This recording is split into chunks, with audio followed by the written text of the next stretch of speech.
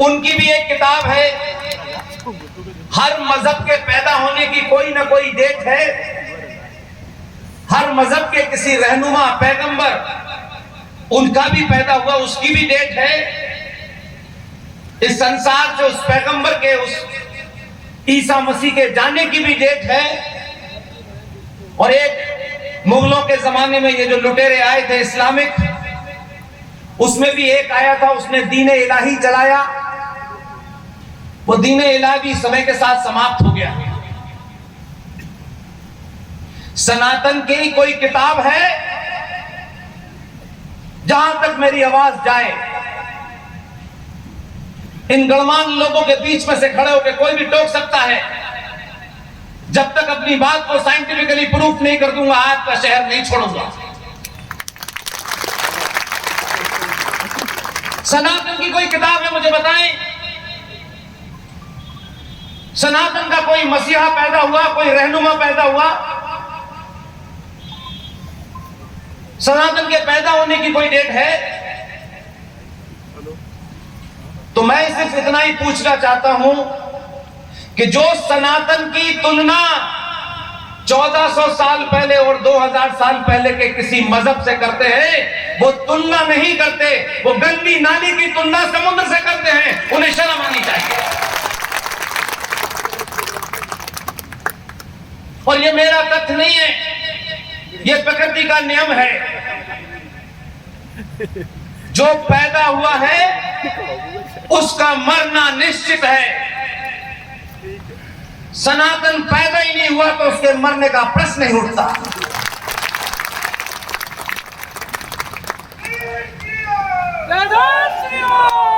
हमें इस बात का गर्व कभी नहीं कराया गया, इस बात का एहसास कभी नहीं दिलाया गया कि हम आखिर कौन लोग हैं, हम क्या मानते हैं और किसको मानते हैं। 1958 में अमेरिका के अंदर एक नासा नाम की लेबोरेटरी बनी।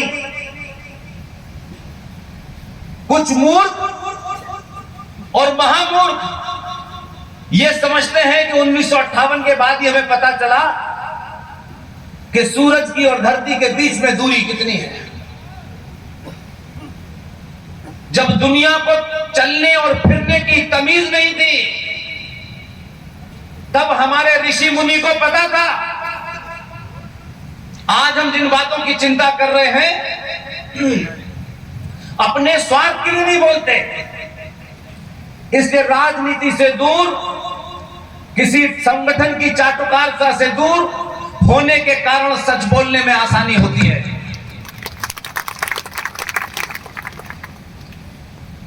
उस ऋषि मुनि को जिसके शायद हम नाम भी नहीं जानते, उसने हजारों साल पहले वो साइंस हमको बताई थी जो आज टाई पहनने वाले चोर बता रहे हैं।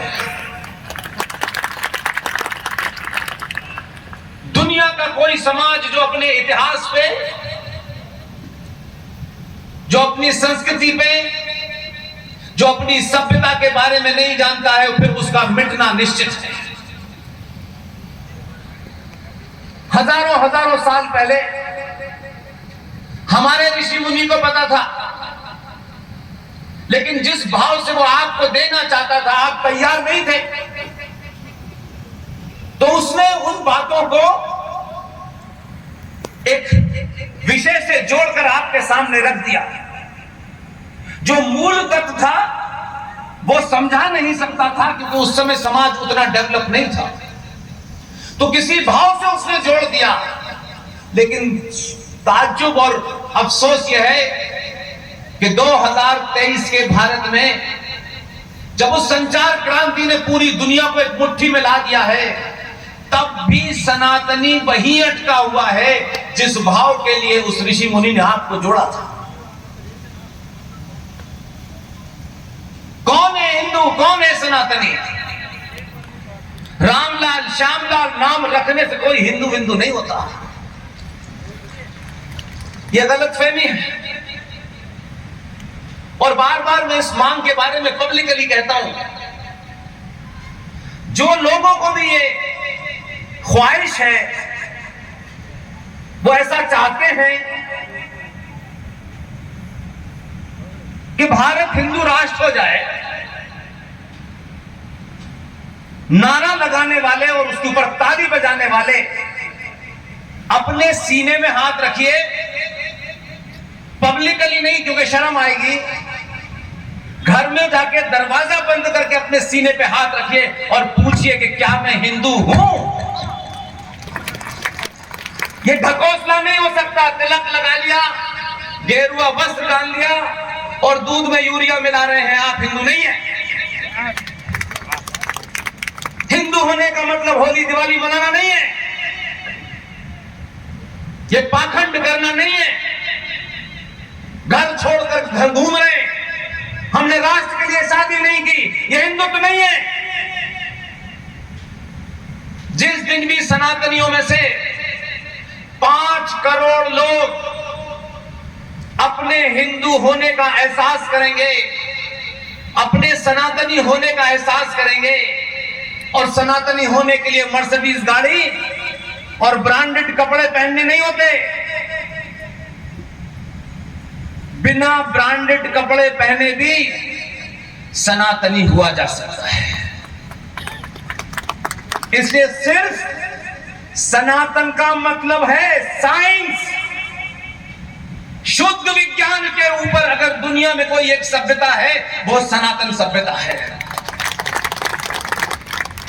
इसलिए गली गली मोहल्ले मोहल्ले, यहां आश्रम, वहां आश्रम, वो आश्रम, पहाड़ी पे आश्रम, रेगिस्तान में आश्रम, इतने आश्रम हैं। 1% भी उन आश्रमों ने अपना काम किया होता तो ऊंट की पीठ पे खड़े होने वाले लुटेरे जो हिंदुस्तान आए थे वो गली गली हमारी बेटियों की हत्या ना कर रहे होते। हम चाटुकार हैं, हमको कुछ भी दे दो, हम सब कुछ दांव पे लगा करके सिर्फ सत्ता प्राप्त करना चाहते हैं। एमएलए एमपी बनने से पहले हम आदर्शवाद की बात